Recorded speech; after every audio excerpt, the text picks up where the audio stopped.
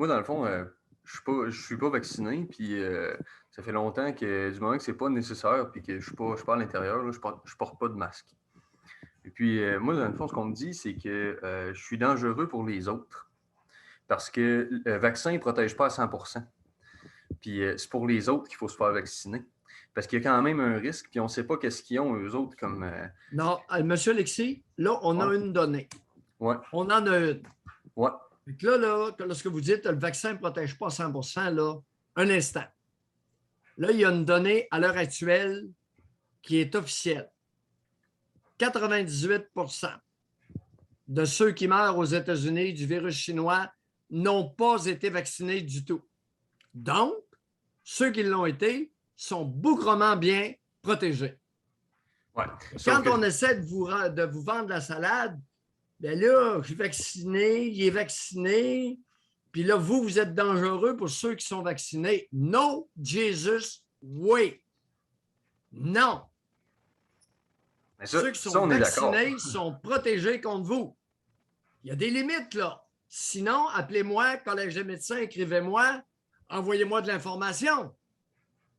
Mais ça, on est d'accord, sauf que j'en ai vu des annonces du gouvernement sur le vaccin, sur Facebook, qui disent que le vaccin ne protège pas à 100%. Ce n'est pas une mesure sûre et garantie. Entre 98 et 100. Je suis d'accord avec vous, mais ce n'est pas ce qui motive les gens à accepter le fait que non, c'est pas vrai. Alors là, il va falloir nous arriver avec des données, parce qu'il y en a une aux États-Unis. Oui, oui. Alors, j'attends la donnée canadienne, puis j'attends la donnée québécoise. Alors, si quelqu'un... Mais j'ai hâte de voir Israël. Israël, là, ça, c'était les champions de la vaccination. Fait que là, on va le voir avec eux autres, là, qu'est-ce qui se passe. T'sais, si ceux qui sont super vaccinés se ramassent à l'hôpital, puis qui sont malades, puis qui pognent le virus quand même, là, on va se poser des questions. Exact. Mais on devrait vérifier Israël. Si le vaccin a été bien fait, c'est quoi la différence entre ce vaccin-là et tous les autres vaccins qu'on a eus avant dans notre vie qui sont supposés nous protéger? J'ai été vacciné, moi, contre la variole et ces choses-là quand j'étais jeune. J'ai pas peur de quelqu'un qui a ça. Pourquoi je devrais avoir peur de quelqu'un qui a le COVID si je suis vacciné? C'est cette logique-là que je comprends pas. T'as fait confiance à tous les autres vaccins. Vous savez, M. Alexis, qu'on essaie de vous vendre la salade, que vous êtes dangereux pour les autres qui sont vaccinés. Ah, moi, je l'ai pas compris. Non, là, aujourd'hui, c'est non. Maintenant, je suis ouvert. Appelez-moi, amenez-moi de l'information récente, amenez-moi des données valables. Le problème, là, c'est que Alexis, il est dangereux pour le manque d'infirmières dans les hôpitaux, puis que s'il pogne la COVID, les hôpitaux vont déborder, puis c'est ça qui va arriver. Mais il n'est pas dangereux pour les vacciner. Il est dangereux pour faire sauter notre système de santé. C'est ça l'affaire. Ben, écoutez, moi, je suis allé à l'hôpital. J'ai eu un accident d'auto. Oui. Fait que là, ça fait une semaine de ça. Moi, ils m'ont envoyé à l'hôpital. J'arrive là-bas. Puis, juste pour s'occuper de moi, parce qu'il ne faut pas que je touche à rien. Il ne faut pas que mon linge touche à rien nulle part. Il sont 7 infirmières autour de moi. Oui. Il manque d'infirmières dans l'hôpital. Mais ils sont 7.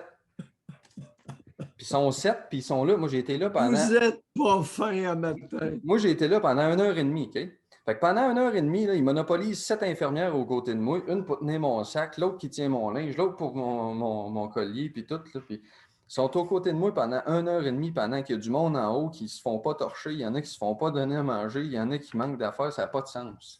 Puis moi, j'ai 25 ans. Là. Je ne suis pas en danger de rien. Là. Ça me fait pas peur. Là. Mais ils sont là, puis ils jasent pendant 1h30 à côté de moi. Ça, s'il manque d'infirmières à l'hôpital tant que ça, qu'est-ce que c'est ça? Il n'y a rien de plus. Vous comprenez la censure. Vous comprenez les limites maintenant. Vous êtes un maudit bel exemple. Pourquoi on limite la liberté d'expression? L'information. Oui. Vous êtes mécréant ce matin. Tant mieux. Ça veut dire langue sale. Vous les avez comptés. Aïe, aïe, aïe. 1h30, vous avez mobilisé 7 infirmières. Oui. Aïe, aïe, aïe. Mais c'est parce que j'étais là plus longtemps, mais quand le médecin rentrait, les infirmières sortaient parce que là, la distanciation sociale, ça ne marchait plus. Fait que j'étais tout seul avec le médecin. Fait que, comment ça se fait que c'était correct que j'étais tout seul avec le médecin pendant 10-15 minutes, mais que tout le reste du temps, il fallait que les infirmières restent avec moi?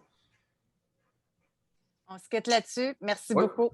C'est bon, Merci. salut. Aïe, aïe. Ça, c'est ce que j'appelle coup bas.